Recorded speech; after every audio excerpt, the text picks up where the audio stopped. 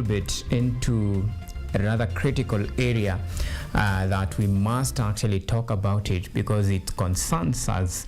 It matters climate change. Now, climate change is a global emergency that goes beyond the national border.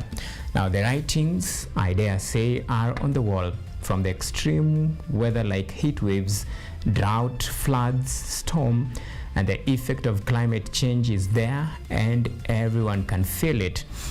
Now, this year's theme for the United Nations Environmental Assembly, better known as the UNEA 7, is advancing sustainable solution for a resilient planet. But just how far are we in mitigating the global crisis that is, if not only properly managed, could pose a real threat to the existence of mankind?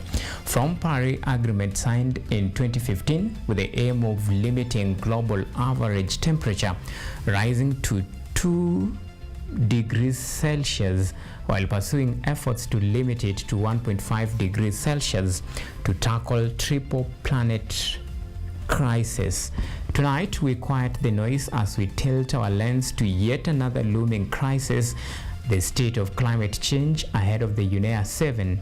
And who's best to lay bare the current state of UNEA other than my guest tonight, who is Ms. Linda Kosgei, Director Multilateral Environmental Agreements in the Ministry of Environment, Climate Change and Forestry. And that is the conversation that we'll be having tonight about the state of the nation. Remember, we have much and more lined up for you. But first thing first, what to expect.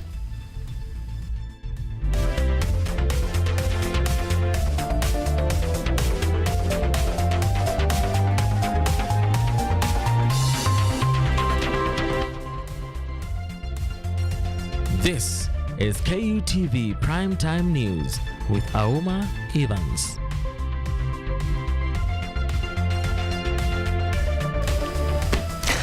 All right, our sign language interpreter tonight is Naomi Ombui. Remember, you can follow us on all of our social media platforms. We are coming to you live on YouTube at KUTV News Live. You can tweet us on X at KUTV_Kenya at Auma Evans. The hashtag to use, State of the Nation. So tonight we begin with the latest.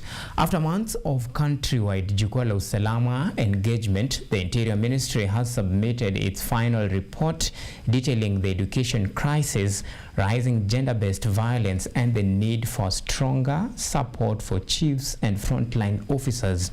Speaking during the report presentation at State House, President William Ruto used the moment to defend his administration's economic record, insisting that Kenya is now more stable.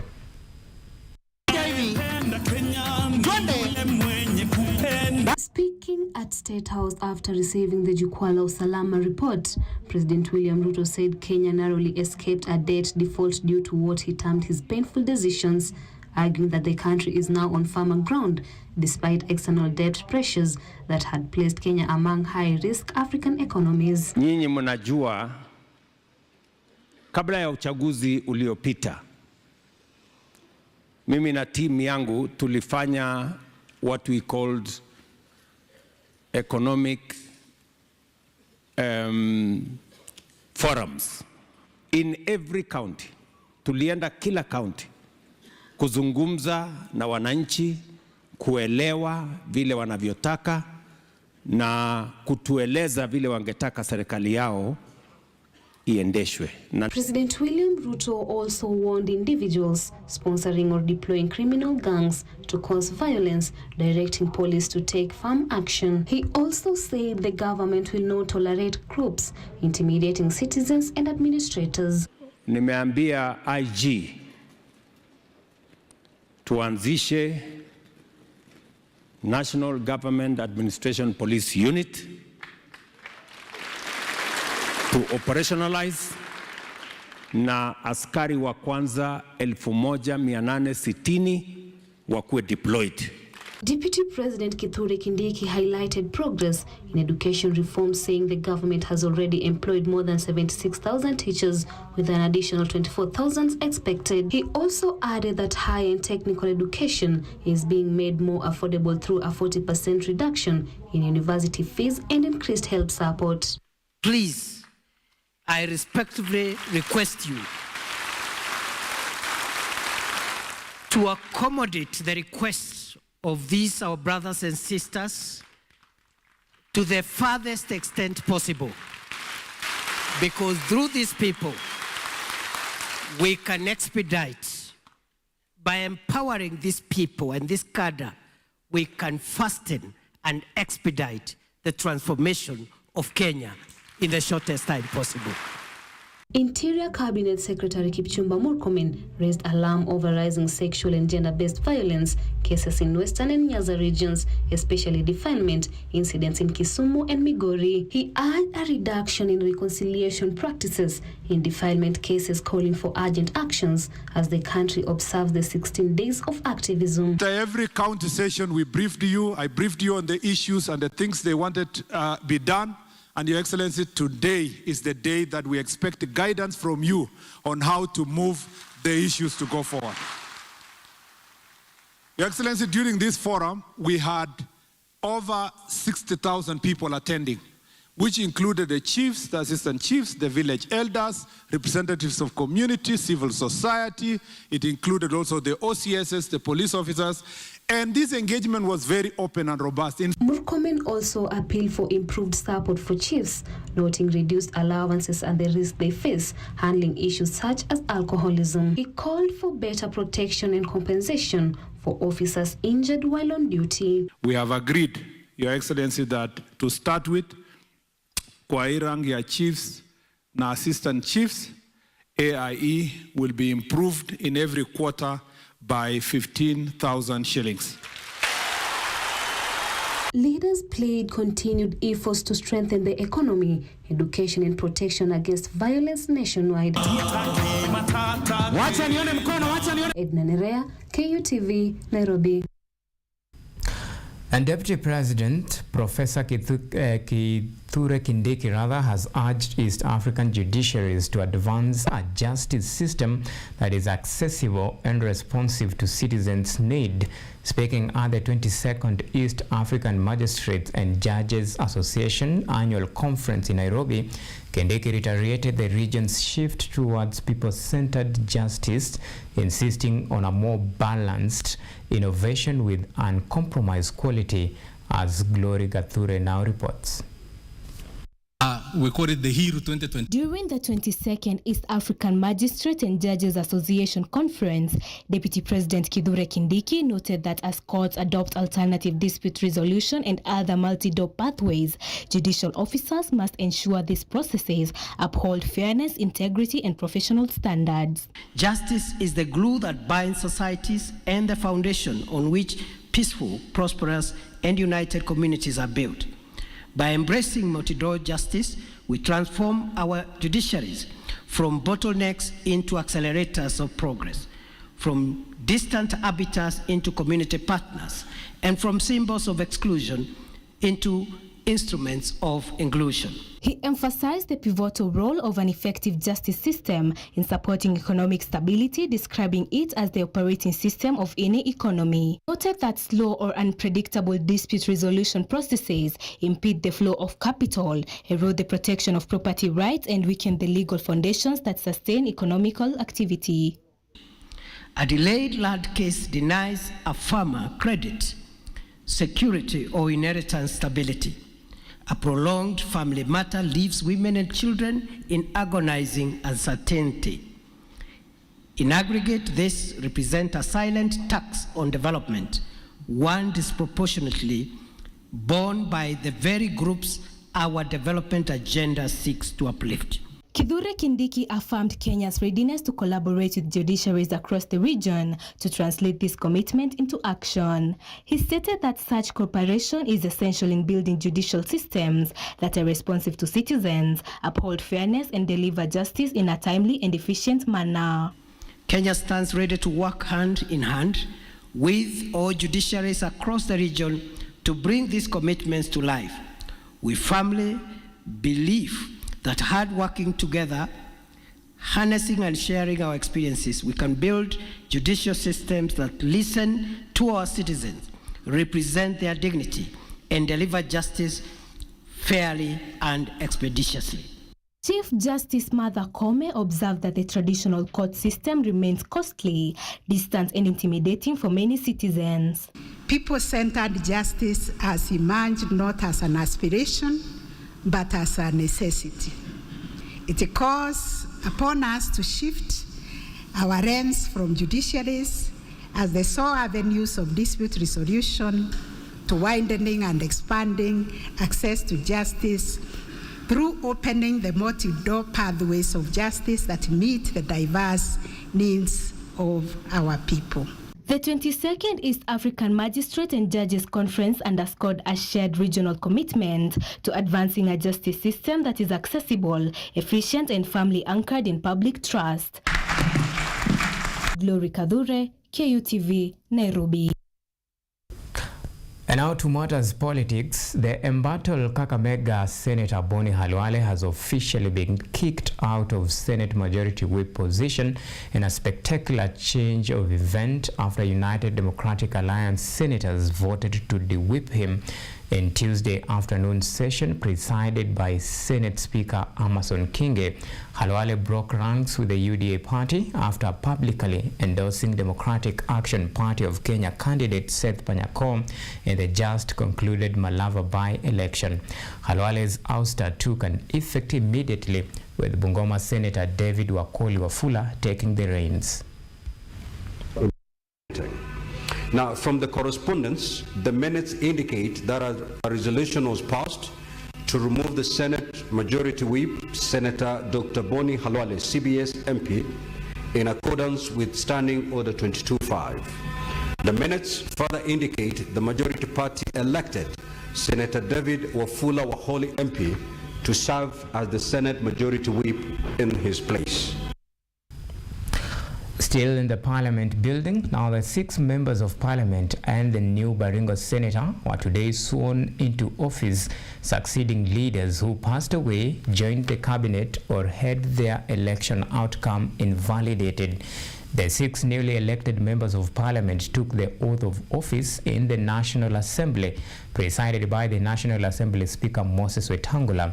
The 6 include Ahmed Malim Hassan, the newly elected Member of Parliament for Banisa constituency, David Athman Dakwa, MP for Malava constituency, Boyd Ongondo were elected to represent Kaspulu constituency, Moses Okoth Mondi, the new member for Ugunja constituency, Leo Wamudende Njeru, elected to represent Mbere North constituency, and Harrison Garama Kombe, who returns as Member of Parliament for Magarini constituency. In the Senate, Kibrono Cheburet Chemitei was sworn in as the new Baringo Senator. Recite the oath.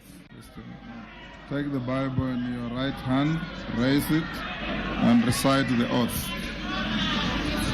I,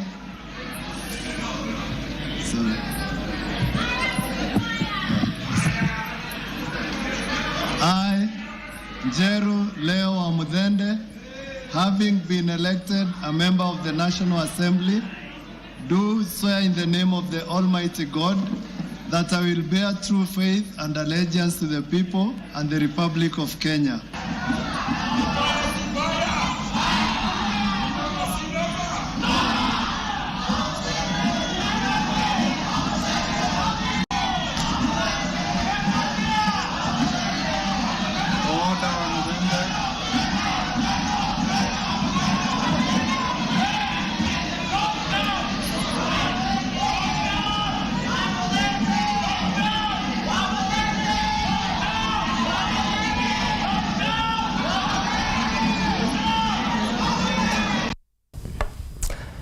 Meanwhile, the united opposition has once again voiced strong dissatisfaction with the manner in which the recent by-election were conducted.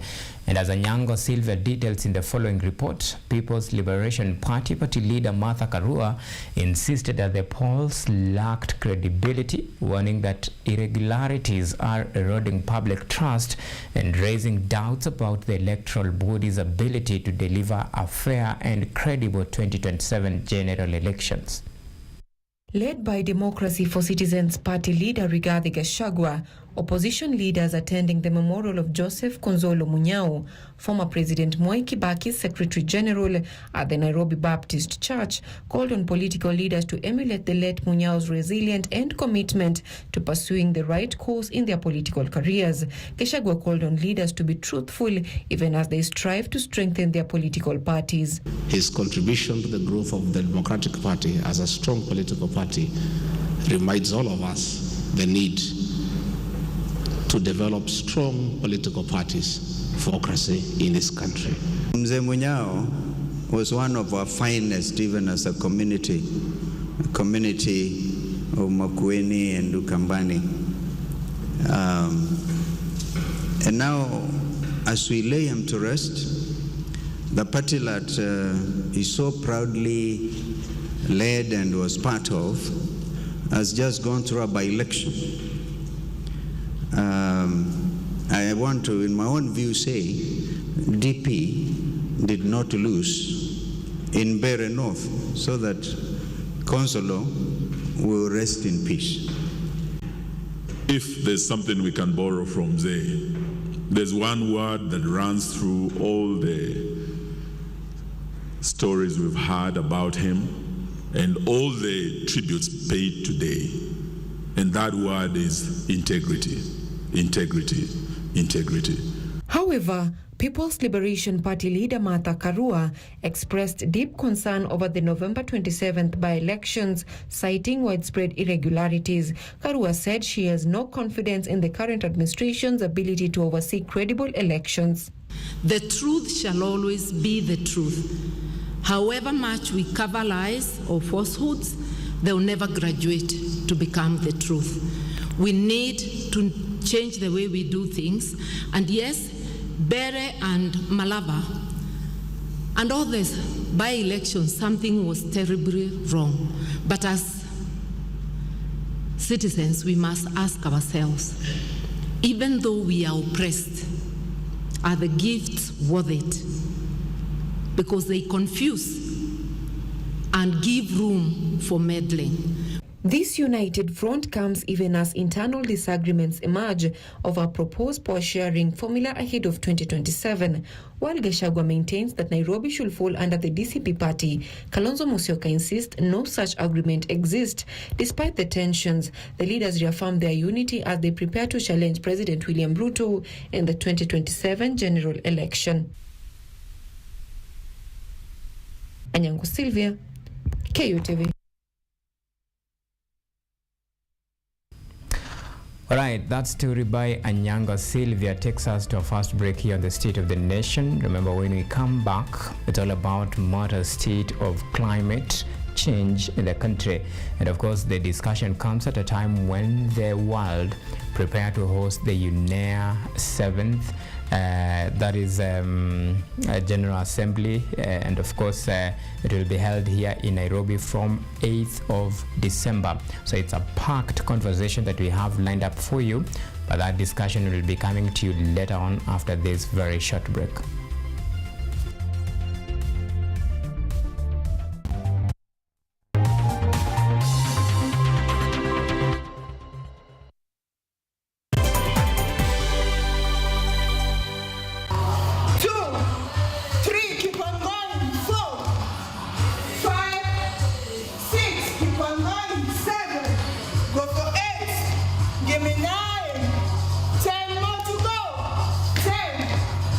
Now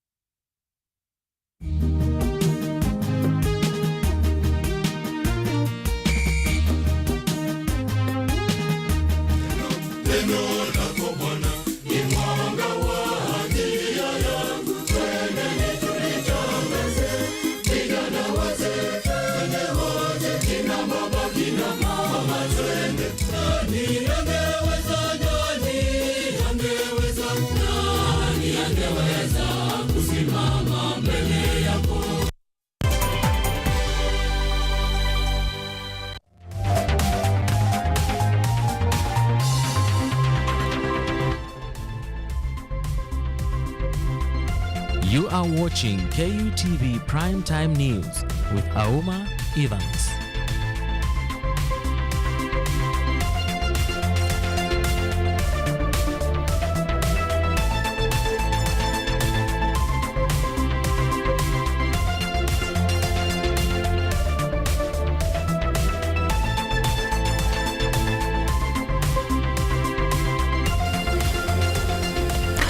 All right, welcome back and thank you for keeping it State of the Nation.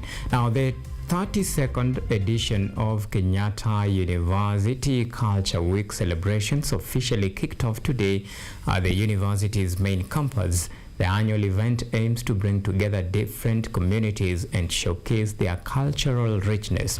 Kenyatta University Vice Chancellor Professor Paul Wainaina urged students to value and uphold their cultural heritage. Rajab Juma reports from KU's main campus. This festival has been held since time immemorial and continues annually, transforming Kenyatta University into a village rich in cultural diversity, even at an international level. This year's Culture Week is being celebrated under the theme KU at 40, bridging culture, the past and the future through inclusion and technology. Vice Chancellor Professor Paul Wainaina called on students and the entire Kenyatta University community to embrace inclusivity as a key pillar for maintaining unity and peace within the institution. He emphasized culture as an important connector and identity marker for humanity, while highlighting technology as a crucial tool for preserving cultural heritage. Culture anchors us, it defines who we are, and preserves our collective identity. Yet, even as it roots us, culture must. As we embrace the future, inclusivity must remain the foundation of our cultural expression. Every culture, every identity, every ability, and every background must have an equal space in our national story. However, the university was also commended as an important center for nurturing talent and skills, an essential component for graduates as the country strives to address unemployment. During these years, the university has been able to nurture many budding talents of Kenyan youths. I note with immense pride that many of the people who command the creative space in Kenya today began their creative journeys at KU. And that is one of the things that I was discussing with Prof, the VC, on when you look at the landscape of the Kenyan entertainment industry, you realize that most of the people have come from KU. The event, officially held at the Bishop Square Auditorium within the university, showcased Kenyatta University's cultural richness through captivating traditional dances and drama competitions. Groups representing various Kenyan communities presented culturally rich narratives through music and intricate dance performances, reflecting the festival's mission to promote national unity and cultural preservation. Beyond local performances, the festival also serves as a key hub for global cultural exchange, highlighting the inclusivity theme. Rajab Juma, KUTV. Right, now the state and the Office of the Attorney General have today agreed on the finalization of the royalty sharing regulation, paving the way for the release of the 2.9 billion shillings in the mineral royalties in that have been held in the Consolidated Fund since 2016. That and many more by Edward Nyamu.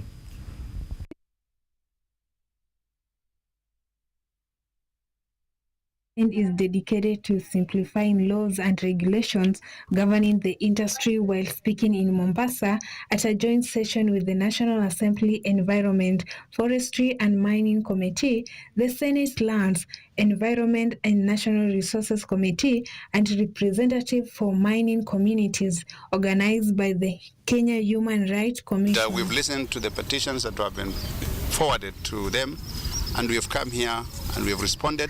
We've given them the responses, what the ministry is doing in relation to regulating the sector and how to address the challenges that the public is facing.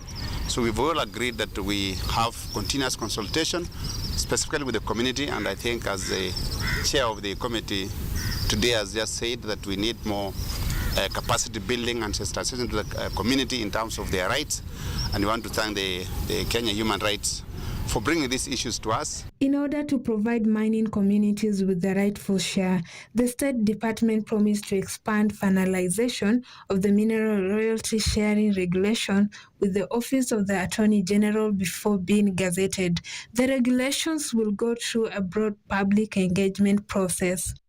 So mambo ya madini, kuangalia kwamba yale changamoto ambayo iko katika hali yetu katika nchi hii kwa uchimbaji wa madini, na katika hiyo hali kuna watu ambao wameathirika sana, wengine hata wamepoteza maisha, wengine wamehama, wengine pato wako katika hiyo hali, na sheria inaruhusu kwamba haki ya kila mmoja lazima iangaliwe, na tumeangalia kwamba kuna tatizo kubwa sana kwa sababu wale ambao wanahusika wanatafuta pesa na wanakuja kutafuta pesa wakiharibu maisha ya wengine. Hiyo hatutaweza kukubali. Local mining communities were advised to work with investors to explore resources as the advantage is felt in the communities.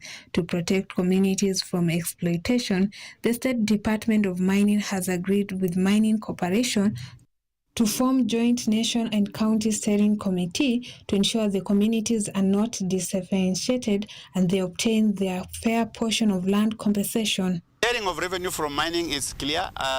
Where a royalty is paid, 10% goes to the community, 20% goes to the county, and 70% goes to the national government. The community also is entitled to get, which is based on the sales, 1% of the gross sales goes direct to the community, and they form what is called the community development agreements, which the community are members together with the representative of the member of parliament, the representative of the governor, and the representative of the company. That money goes direct to that account which they open. The committee committed to protect the interests of the locals, calling for the suspension of an unlawful mining operation being performed by foreign nations. Rael Makona, KUTV. All right, that story was produced by Edward Nyamu and voiced by Rael Makona. Now, tea factories in Embu County are threatening to sue the government to block the new levies that they say will cripple small-scale farmers. The warning comes as Parliament considers the Tea Amendment Bill of 2025, a proposal the industry players claim could bring the sector to its knees. Lyndon Zelo is on that beat tonight. The factories in Embu County are threatening legal action to block the proposed Tea Amendment Bill 2025, warning that a new 3 shilling per kilo levy and direct payment system would slash factory revenues, burden farmers, and destabilize the KTDA structure. Enos Njeru, the Kenya Tea Development Agency, KTDA board member, warns that if the bill becomes law, factories like Rukurire stand to lose an average of that 1 million Kenyan shillings annually, money typically used to fund development projects, improve operations, and support farmer welfare programs. Kwa kwamba kuna new levy ambayo itakuwa inakatwa mkulima per kilo of made tea shilingi 3 na 3.85 shillings. Hiyo ni pesa mingi sana. Tukimultiply na kilo ambazo tuliuza like last year over 550 kilos ama 54,000 kilos. Ukimultiply na 3 shillings inaenda close to 2 billion, ambayo ukidivide by the number of factories, 71 factories, ni kumaanisha kila factory itakuwa inalipa over 31 million. Furthermore, Njeru raised alarm over a separate provision in the bill that mandates direct payment settlements to farmers. He contended that his model would undermine the collective financial structure of the KTDA system. Kuona tuko na viongozi ambao wako mbunge ambao wametoka kwenye chai inalimwa na hawaulizi viongozi wa majani chai zile shinda ambazo zinaweza letwa na bill kama hii ama mambo zingine zinapitishwa na hii bill. DSS ama direct sales settlement ni kumaanisha manjani ikiuzwa mkulima atapewa pesa direct. Aggregation ya all farmers wakiwa pamoja wanaenjoy kitu inaitwa economies of scale. Njeru emphasized that the current system where KTDA Holdings buys fertilizer in bulk significantly reduces the cost for farmers, an advantage that will be lost under the proposed direct settlement system. Tutaona wakulima watakuwa wanahitajika kutoa pesa kwa mfuko wakitaka kununuliwa kitu kama fertilizer, sababu fertilizer inanunuliwa na KTDA from a central point and then wananunuliwa na pesa kidogo, alafu wakulima ukatwa pesa baadaye. This time round utapata mkulima hakuna factory ama kampuni haitakuwa inaweza kununua factory. Haitakuwa inaweza kununua fertilizer. Kama ni kununua gari, ni kama tutakuwa tunaitisha wakulima pesa wa deposit kwa account. The Tea Amendment Bill 2025 is expected to trigger heated debate in Parliament as farmers and industry stakeholders push back against what they term as a threat to the survival of Kenya's tea sector. Linda Nzilu, KUTV. All right, it's 38 minutes past 9 o'clock. Time to take our very second break here on the State of the Nation. Remember, when we come back, tell about Mother State of the Nation with a special focus on climate change. See you in a while.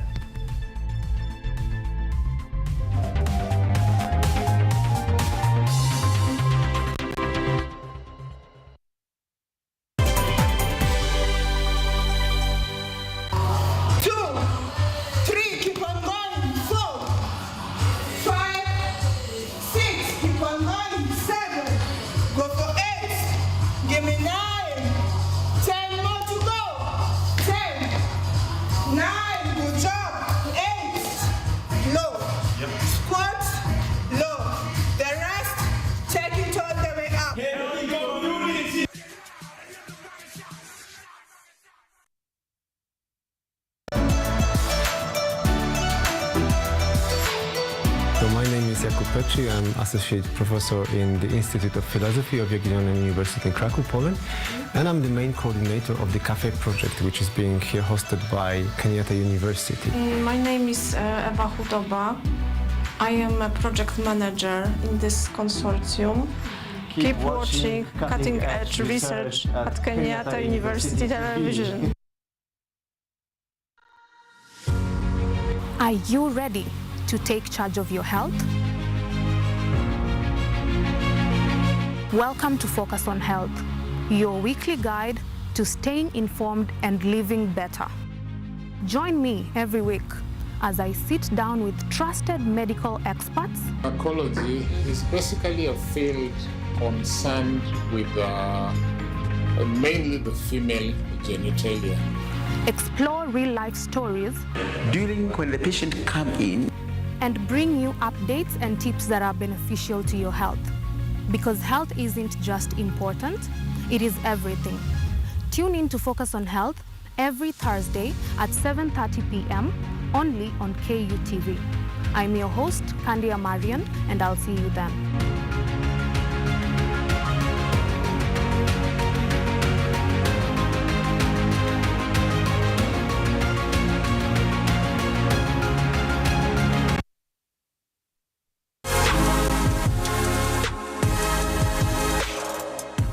Fashion. It's more than just clothes. It's a statement, a feeling.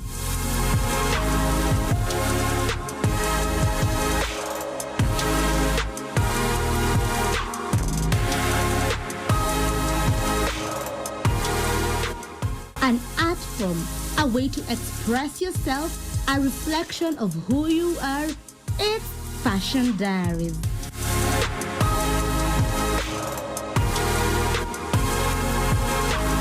Join me, Ashley Asachi, every Monday from 8 p.m. as we bring you Kenya's latest trends. Imagine fashion designers,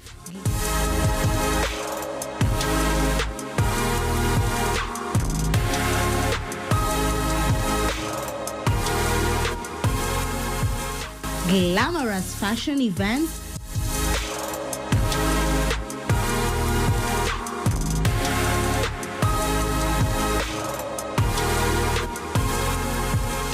runway shows, red carpet events, and so much more. Fashion Diaries, unleashing your inner fashionista.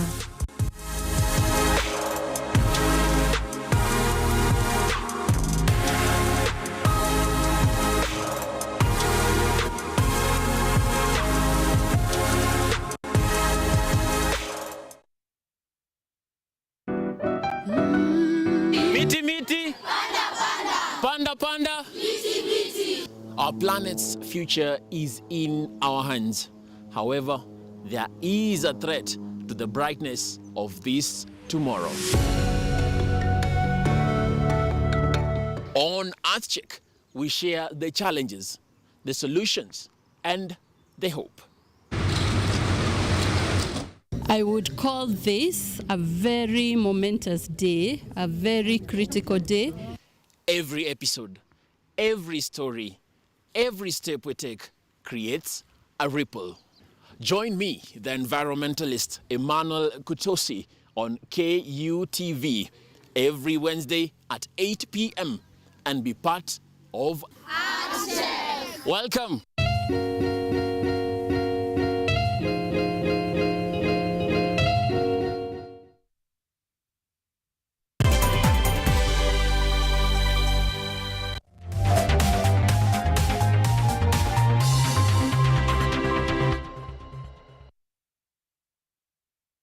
You are watching KUTV Primetime News with Auma Evans.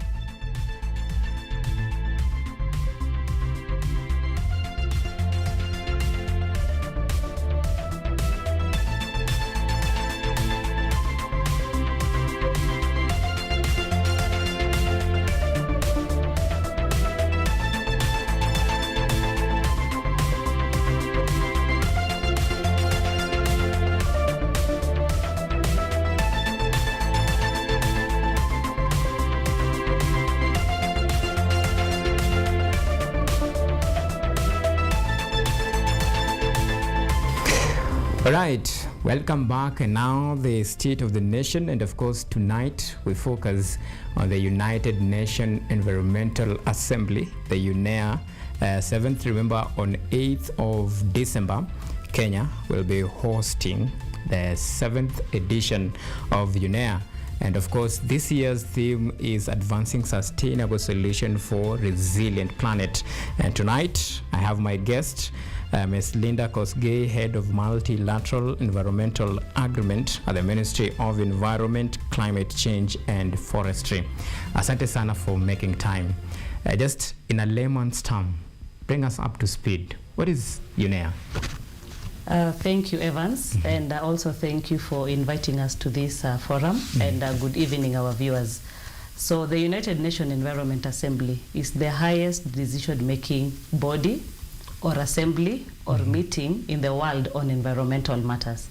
So you have various meetings, global meetings going on in the world, like United Nations General Assembly, which is the highest meeting for the UN. But when it comes to environmental matters, this is the highest level decision-making body. So when member states from the 193 nations of the United Nations meet here in Nairobi, and they do every 2 years for UNEA, that's why now we are having UNEA 7, then they come to look at global policy environmental issues, to discuss them, to negotiate and pass policy decisions and resolutions that now parties are going to implement at a regional and at a national level.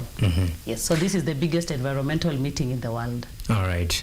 Now, let's talk about this year's theme, Advancing Sustainable Solution for a Resilient Planet. What are some of these solutions that we are talking about that will be part of the agenda of this year's UNEA 7? Yes, and a very important question, Evans, because as we are talking about the theme, then there are various components that the member states who will be here from 8th will be looking at. So one of the outcomes of UNEA 7 will be resolutions. What happens in this assembly, so we'll just call it UNEA. So what happens in these UNEA meetings, the parties, member states come, they propose resolutions for discussion and negotiation. We must remember, as much as this is an environmental assembly, it is also member states coming together to negotiate. Before they pass these global policy decisions, they must discuss and agree. That is the negotiation process, because these resolutions will be implemented by all the member states. So we have to negotiate, see the proposals that have come on the table, negotiate and agree on the language, and then they will be adopted finally on the last day, which is on the 12th. So some of the issues that will be discussed in terms of advancing sustainable solutions for a resilient planet, one of them is the issue of climate change. We'll be looking at how to conserve our coral reefs. We'll be looking at the deep sea ecosystem systems. We'll be looking at how to manage wildfires. But there are quite a number of them, but I want to focus on a few, especially the ones that Kenya is sponsoring. As I've said, member states are the ones who sponsor resolutions. In this UNEA 7, Kenya is sponsoring 3 resolutions as part of the sustainable solutions on having a resilient planet. So one of them is on antimicrobial resistance. So what happens with AMR, in short we call it AMR, because this is where you have microorganisms like fungi, bacteria, parasites and so on and so forth, becoming resistant to microbial drugs, for example antibiotics. So environmental factors are one of the causes of this resistance. For example, through pollution that is contaminated with antimicrobial pollution. So Kenya has brought this component to be discussed at a global level. Number 2, we have AI, artificial intelligence. I know artificial intelligence now is in the world and it's being used in many aspects, but artificial intelligence can also be used to provide environmental solutions. But it should be also in a manner that is safe, that is healthy, that is sustainable, and that is acceptable. So that is another resolution that has been brought by Kenya. And a third resolution that has been brought by Kenya is on sports as one of the sustainable solutions for a resilient planet. For example, through youths, especially this is targeting the youth, and so this is a very good forum because I'm sure we have many youth listening, so that through education programs on environment, then we can also have sports being taken up as one of the ways that the youth can engage in sustainable solutions for the environment. But over and above that, Kenya is also supporting one of the countries or member states that has brought a resolution on environmental crimes. We know there's a lot of environmental crimes like poaching of wildlife, so illegal poaching. We know there's pollution and so on and so forth. So we want to look at international solutions to this. Then the last one, so these last 2 are not sponsored by Kenya, but Kenya is co-sponsoring, is strengthening environmental governance, and this is through strengthening UNEP. You know, we have the UNEP, United Nations Environment Program. Headquarters is based in Nairobi. Therefore, Kenya is actually known as the environmental capital of the world.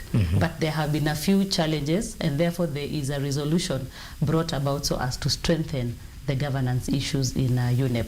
So these are just but a few of the sustainable solutions, but currently we have 15 of them that are being deliberated upon.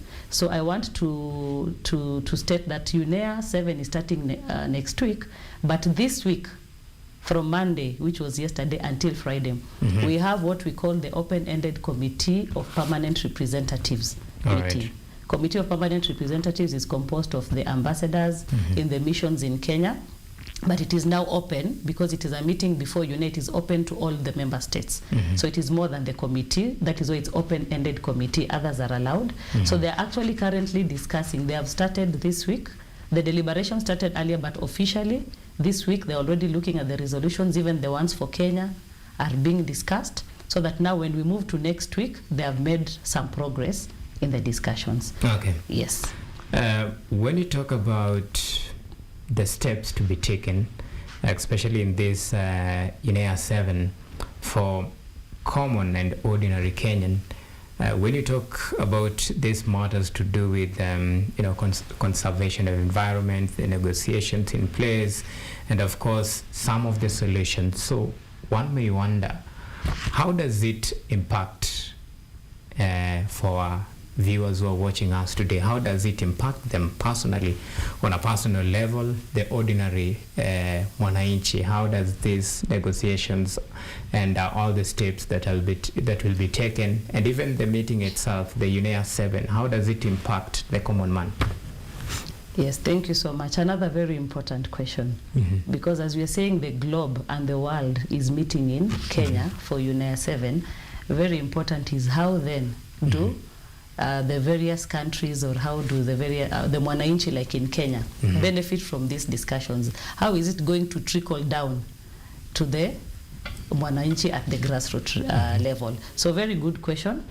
So you realize that these global discussions and policy decisions and resolutions that will come from the negotiations and the discussions happening at UNEA, they will find their way to the national level.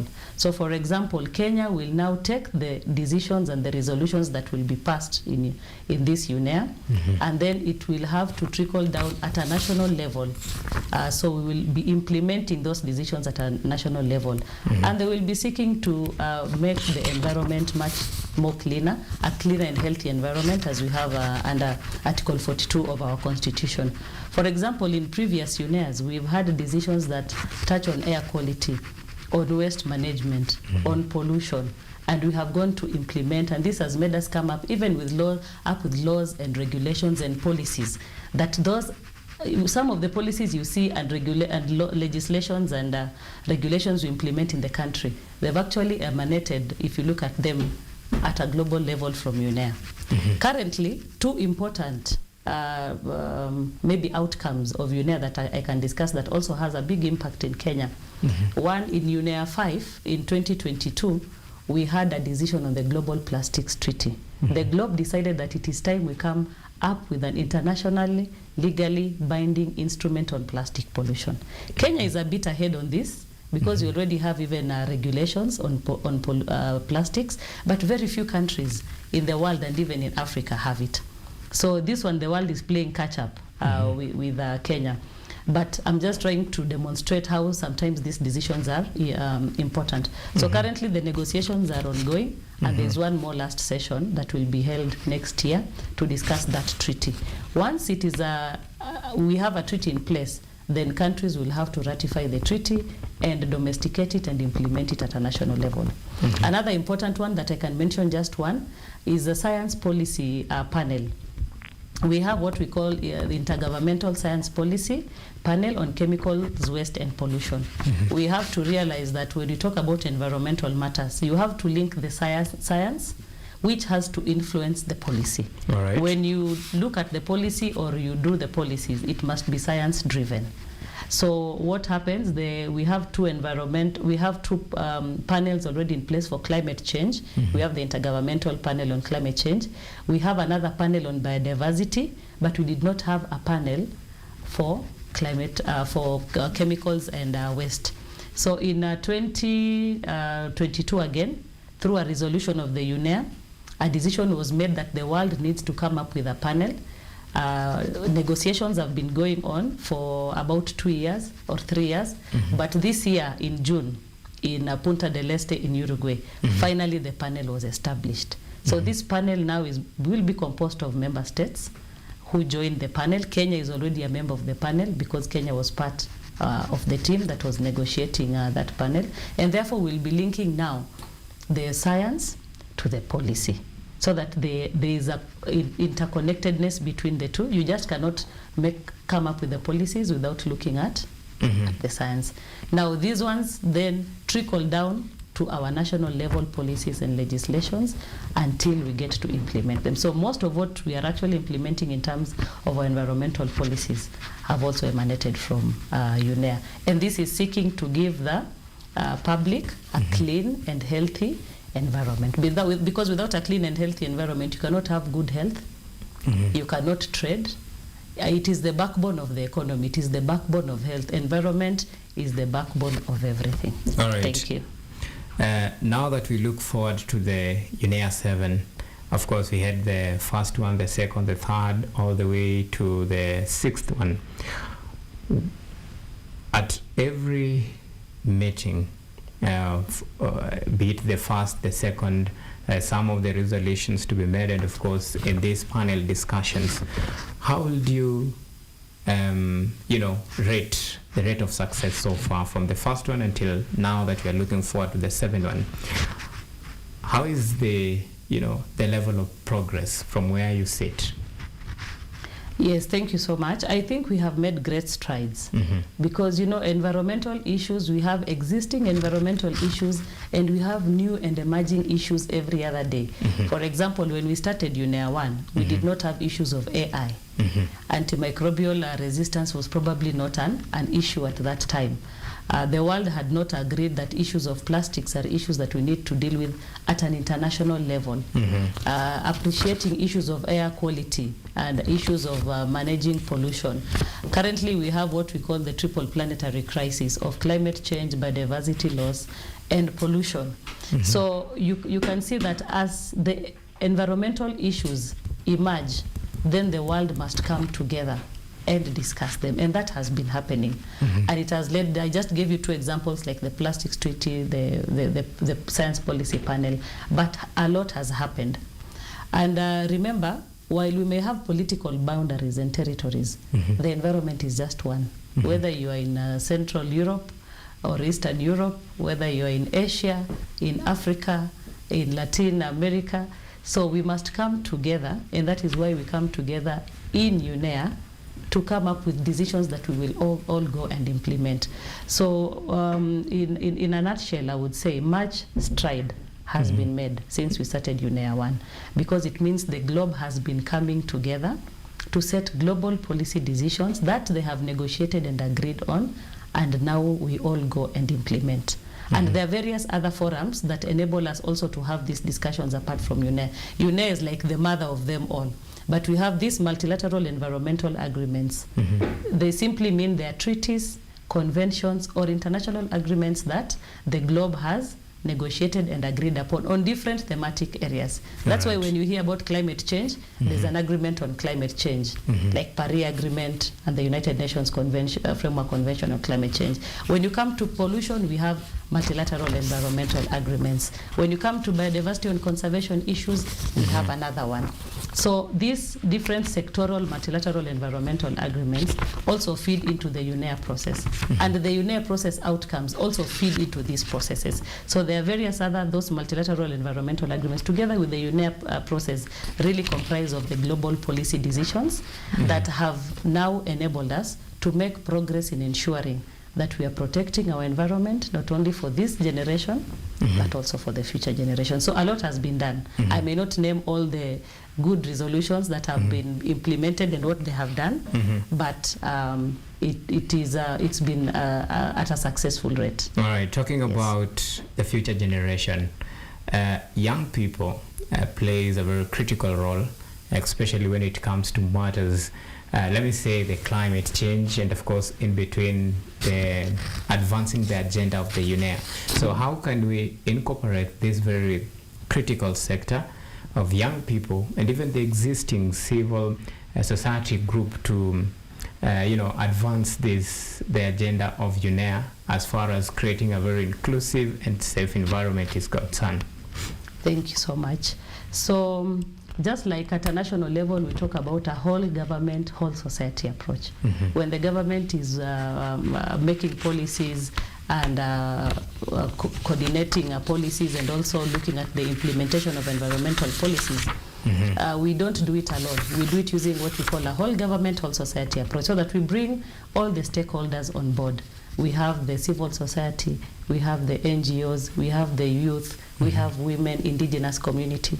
At the global level, it is the same. When you talk about member states, 193 coming to UNEA, they are not the only ones. We also have other stakeholders who are part of UNEA. They come as observers. So we have all these categories: the private sector, the civil society, the NGOs, but more importantly, to your question, we also have the youth. Actually, between the 29th of November until the 7th of December, So part of when UNEA will be running, up until Sunday, and then UNEA starts Monday, we actually have the Youth Environment Assembly. So what happens, the youth also globally have come together, and every time we have a UNEA assembly, they also have their own assembly proceeding. And why it is important, it is because the decisions that they also come up with in the youth assembly, and they come from all over the world, also feeds now into the UNEA assembly. So the youth are part and parcel of the decision-making process. They're actually sitting there with the rest of the world, because they know that they're not only speaking for themselves as the current generation, they're also speaking for the future generation. And I must say that the youth have really taken their place in environmental matters, both in Kenya and outside the country, and in global negotiations. So even for us as the Ministry of Environment, in our different coordination forums, we also have the youth who we are engaging. So youth have really taken up their seat in terms of environmental governance. All right. I'm afraid time is really flying, and that is where we'll have to leave it for today. Many thanks for making time to shed light on this very important discussion ahead of the UNEA 7. My guest tonight has been Ms. Linda Kosgei, head of, or rather Director, Multilateral Environmental Agreement at the Ministry of Environment and Climate Change and Forestry. Asante sana for making time. Thank you so much for inviting me. All right. Now, so you want to take a very short break. When you come back, up next, Sport News.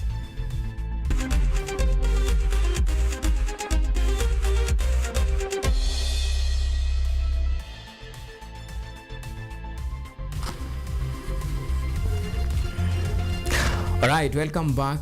It's now time for the latest update in the world of sports. Now, Team Peacock are the winners of the second edition of the Red Bull Scramble, emerging top among 19 teams and securing an all-expense-paid trip to South Africa with a watch to next year's Red Bull Soapbox. The event drew thousands of spectators who filled the park to capacity for a day of competition, creativity, and entertainment.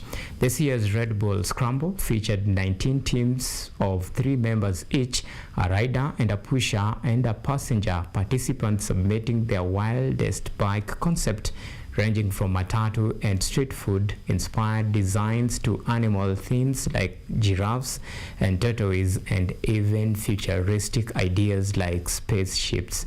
Judges assessed the teams based on creativity of the designs, a 1-minute performance kit, and a time race. Now, switching gears to Motors football, Manchester City will be hoping to close the gap on league leaders Arsenal, where they take on Fulham at Craven Cottage in March day 14 in the English Premier League clash tonight. At the same time, Bournemouth will play host to Everton at Vitality Stadium, fresh from painful defeats. Both teams will be seeking to bounce back to bag all 3 crucial points. In another match lined up for today in the English Premier League, Frank Thomas' men will be hoping to return to winning ways after a poor run of form when they face off Newcastle United at St. James Park.